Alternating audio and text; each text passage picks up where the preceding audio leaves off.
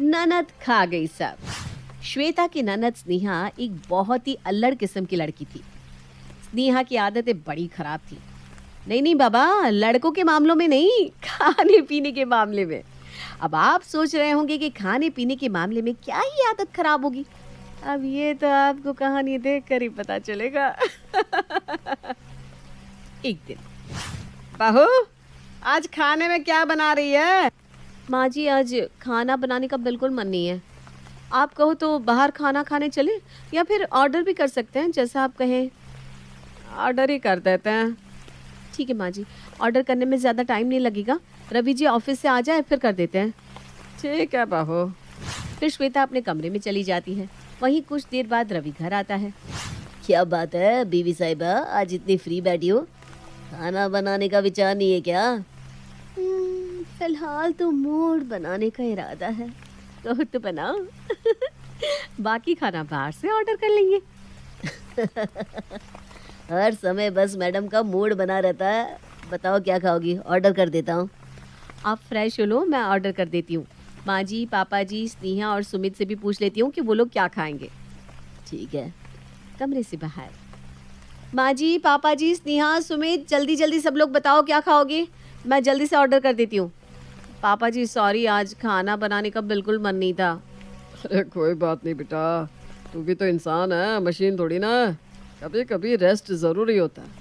मेरे लिए पनीर टिक्का और सोयाबीन पुलाव मंगा लेना। और मेरे लिए राजमा चावल और तंदूरी रोटी।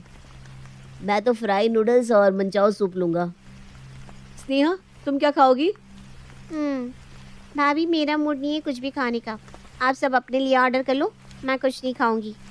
अरे लेकिन खाली पेट रहोगी क्या? हाँ भाभी, भूख नहीं है अभी, आज खाने का मन ही नहीं है। ठीक है। जिसके बाद बहू सबके डिमांड के अकॉर्डिंग खाना ऑर्डर करती है और खुद के और पति के लिए पनीर, लच्छा पराठा और चाइनीज फूड मंगाती है। वहीं ऑर्डर आने के बाद जब सब डाइनिंग टेबल पर बैठकर डिनर कर रहे थे, तभी स्नेहा अचानक से आके भाभी के खाने में स्पून डालकर खाने लगती है। वाह भाभी, ये तो बड़ा टेस्टी है ना? लो और खा लो। जब पूछ रही थी तब तो नहीं बोली, अब आ गई जानवरों की तरह खाना पर हमला करने। फिर स्नेहा भाभी की प्लेट लेके खाने लगती है और 4-5 स्पून खाने के बाद, लो भाभी अब आप खा लो, मेरा तो हो गया। अरे तू तो खाने ही नहीं वाली थी, और जब खा ही रही है तो झूठा करके क्यों दे रही है भाभी को? अब पूरा खा ले। चलो, कोई तो मेरा दर्द समझा। तभी ननद बोल पड़ती है। नहीं माँ, मैं तो बस टेस्ट कर रही थी और स्पून से ही तो खाया है, भाभी खा सकती है। इतना कहकर स्नेहा प्लेट फिर से भाभी की तरफ बढ़ा देती है। अब श्वेता करती भी तो क्या, चुपचाप कभी स्नेहा को देखती, कभी प्लेट को। ये स्नेहा का पहली बार का नहीं था, ये तो उसकी पुरानी आदत थी। ऐसी ही एक सुबह जब श्वेता सो के उठती है तो वो डायरेक्ट ब्रश करने के लिए वॉश बेसिन की तरफ जाती है, लेकिन वहां उसका ब्रश नहीं मिलता। ये रवि जी को कितनी बार कहा है मेरा ब्रश मत यूज किया करो, मुझे पायरिया हो जाएगा। तभी रवि वहां आ जाता है। ये सुबह सुबह क्यों बड़बड़ा रही हो? भांग की गोली खा ली है क्या? श्वेता पीछे मुड़कर देखती है तो रवि तो ऑलरेडी ब्रश कर रहा था। ये जो ब्रश है ना, इसके लिए बड़बड़ा रही हूँ मैं। अरे अब क्या मैं ब्रश भी ना करूं? फिर मत बोलना मुंह से बदबू आती है, और फिर तुम हमसे दूर भाग जाओगी मैडम। हाय रब्बा, ये आदमी ना हर समय इनको रोमांटिक ही होना है। अब इसमें रोमांटिक वाली क्या बात है? जो सच है वो सच है। तो आपको मेरा ही ब्रश मिला करने को? अरे मैडम जी, ये मेरा ब्रश है, ध्यान से देखिए, ये ग्रीन है, आपका ब्रश पिंक कलर का है। अरे हाँ। तभी स्नेहा वहां आती है, वो भी ब्रश कर रही थी और श्वेता देखती है कि श्वेता का ब्रश तो स्नेहा कर रही है।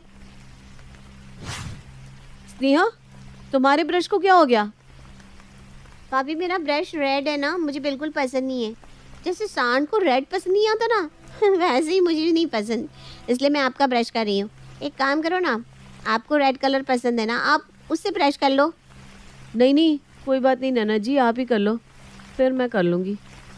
इनकी चीज़ें इनको नहीं प्यारी, मेरी ही चीज़ें ज़्यादा प्यारी हैं। मन तो कर रहा है उसी ब्रश से ही सांडनी का दिमाग घिस दूँ। दिमाग में गोबर भरा है, ये भी नहीं समझ में आता कि इस तरह किसी का भी सामान यूज़ नहीं करना चाहिए।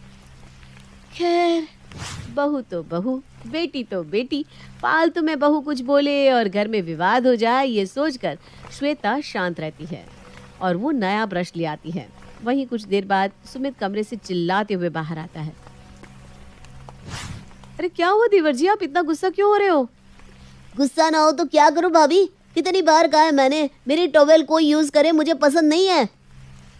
अरे सबकी अपनी अपनी सेपरेट टॉवेल है, कोई तेरी टॉवेल क्यों ही यूज करेगा? मुझे क्या पता माँ, मैं तो अभी तक नहीं नहाया, फिर ये इतनी गीली कैसे है? और देखो इसमें कितने सारे बाल लिपटे हुए हैं। देवर जी मैंने तो यूज नहीं किया, देखो मैंने आज बाल भी नहीं धुले हैं। मेरे बाल इतने घने हैं ही नहीं बेटा। तो क्या मैं हेयर विग लगाकर नहा रहा था? अरे भाई चिल मारना, क्यों गुस्सा होता है? मैंने यूज किया था टॉवेल। तेरे पास खुद की टॉवेल नहीं है क्या?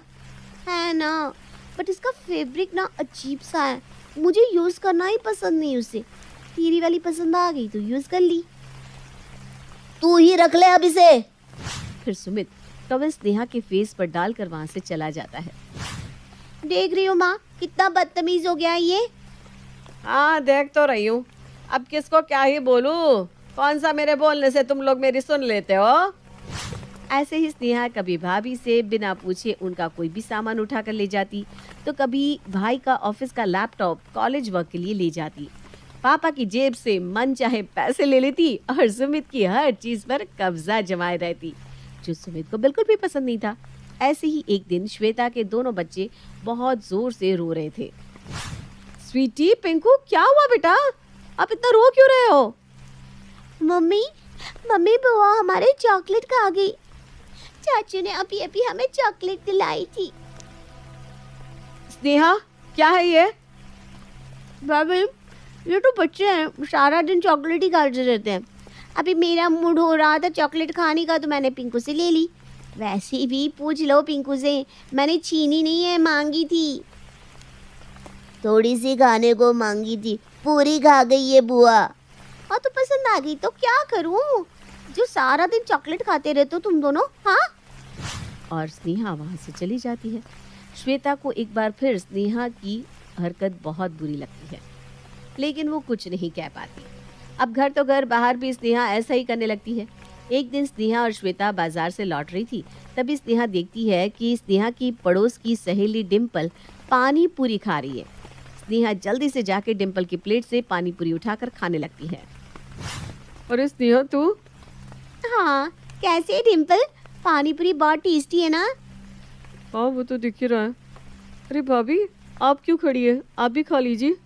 अरे नहीं नहीं, मैं ठीक हूँ। लाना मैं खा लेती हूँ। फिर स्नेहा डिम्पल के हिस्से की बाकी की पानी पूरियाँ भी खा लेती है और पैसे दिए बिना ही वहाँ से चली जाती है। वहीं मन ही मन डिम्पल स्नेहा पर बहुत गुस्सा होती है। श्वेता को भी स्नेहा की इस हरकत के कारण काफी शर्मिंदगी महसूस होती है। इतनी अल्लड़ है ये, मन तो कर रहा है चार कान के नीचे लगाकर अक्कल ठिकाने लगा दूं। बेवकूफ़ों जैसा बिहेव करती है, पर मैं कुछ कर भी तो नहीं सकती। ये सोचकर श्वेता निराश हो जाती है। तभी श्वेता को एक आइडिया आता है।